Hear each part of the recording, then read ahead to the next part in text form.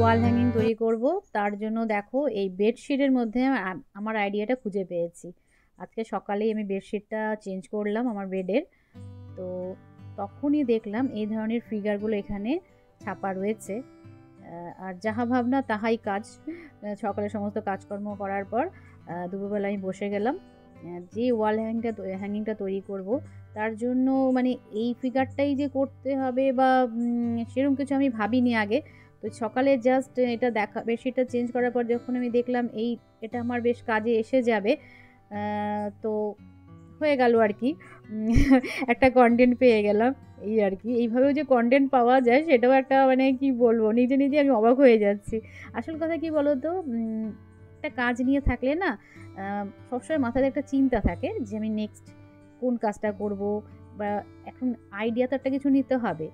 যেহেতু ভিডিও করছি, কন্টেন্ট আমাকে করতেই হবে, তো কন্টেন্টের একটা চিন্তা মাথায় সবসময় থাকে যে কোনটা দিয়ে কী করবো।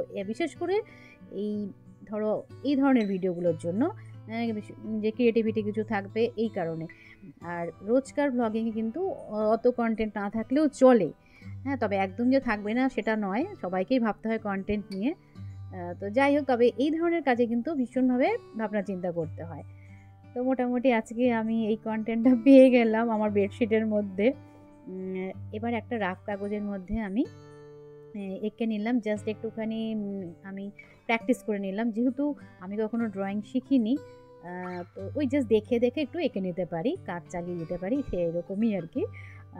আর যেহেতু এটা খুবই ইজি, সেই করে রিস্ক নিয়ে নিলাম, দেখতেই পাচ্ছ।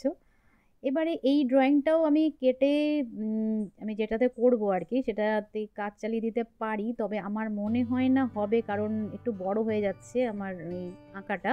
একটু ছোট করে আঁকলে হয়তো একটা কাজেই মানে একবারে আঁকাতে আমার হয়ে যেত, কিন্তু আমাকে সেই ডাবল করেই আঁকতে হবে। কারণ কি, মনে হচ্ছে হবে না, এই আঁকাটা একটু বড় হয়ে গেল। তো যাই হোক, সেটা ঠিক আছে, এঁকে নেবো, কোনো অসুবিধে নেই। একটুখানি প্র্যাকটিসও হয়ে গেল আমার, অনেক দিন এরকম আঁকাঝোঁকা করিনি। তো যদিও আমি সেরকমভাবে কোনো কখনোই আঁকিনি, ছোটোখাটোই কিছু আঁকতাম দরকারি বিশেষ আর কি। তো ওই আর কি।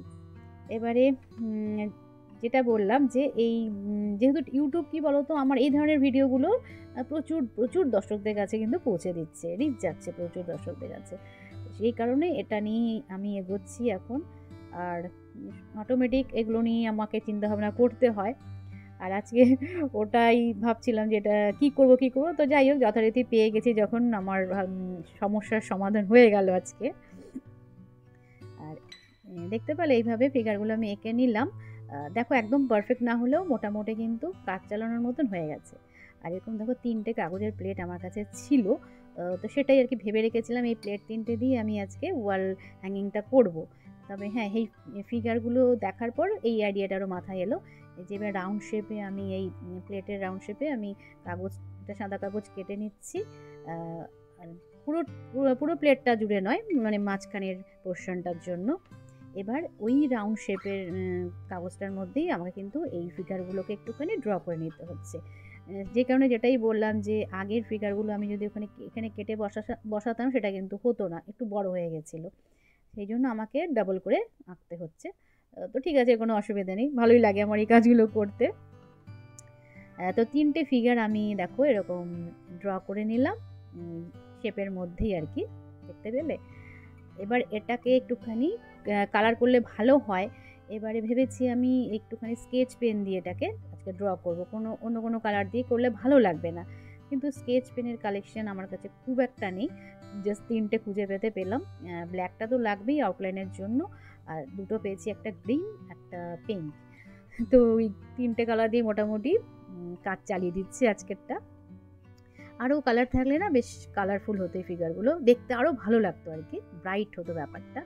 তো ঠিক আছে, দেখো এমনি ব্ল্যাক দিয়ে করলেও কিন্তু ভালো লাগছে, কিন্তু কালার দিলে অবশ্যই তার ইয়েটা, মাধুর্যটা আরও ফুটে ওঠে আর কি।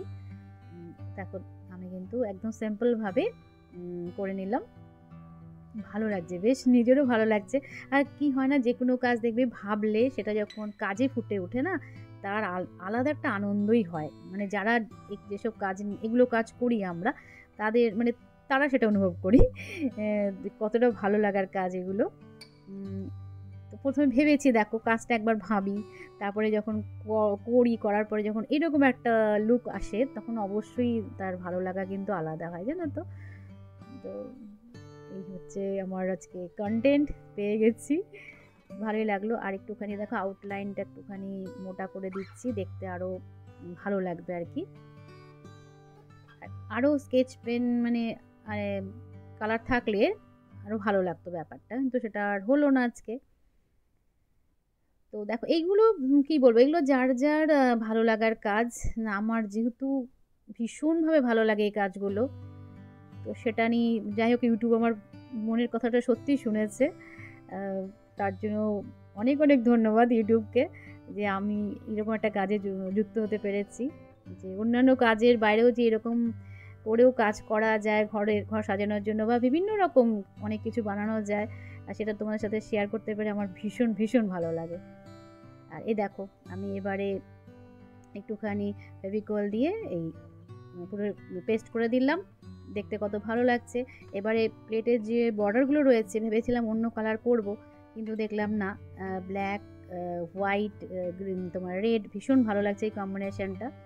এবার এই 3টে প্লেটকে পুরো দেখো সাজিয়ে লম্বা করে সাজিয়ে নিচ্ছি, আর একটা প্লাস্টিকের দড়ি দিয়ে একটুখানি ডাবল সাইডের টেপ দিয়ে আটকে দিলাম। এবার ওয়ালে হ্যাং করে দেব। এই দেখো ফাইনাল লুকটা কত ভালো লাগছে। একটা ওয়ালের কর্নার হোক বা যেখানেও ঝুলিয়ে রাখলে মানে ওয়ালটা দেখতেও বেশ ভালো লাগে, কতটা কালারফুল লাগছে দেখো, ভীষণই ভালো লাগছে। আর খুবই ইজি প্রসেসে দেখো, আর কি বলবো, খুবই চটজলদি হয়ে যায় এই কাজগুলো। ঘর সাজানোর জন্য না এই জিনিসগুলো ভীষণ ভীষণ ভালো লাগে, চটজলদি কোনো কাজ করতে পারলে তো আরও ভালো লাগে, বলতে পারি এটা একটা ফাঁকিবাজি কাজ হলো। তো যাই হোক চলো আজকের মধ্যে এটাকুই, আবার দেখা হচ্ছে নেক্সট ব্লগ।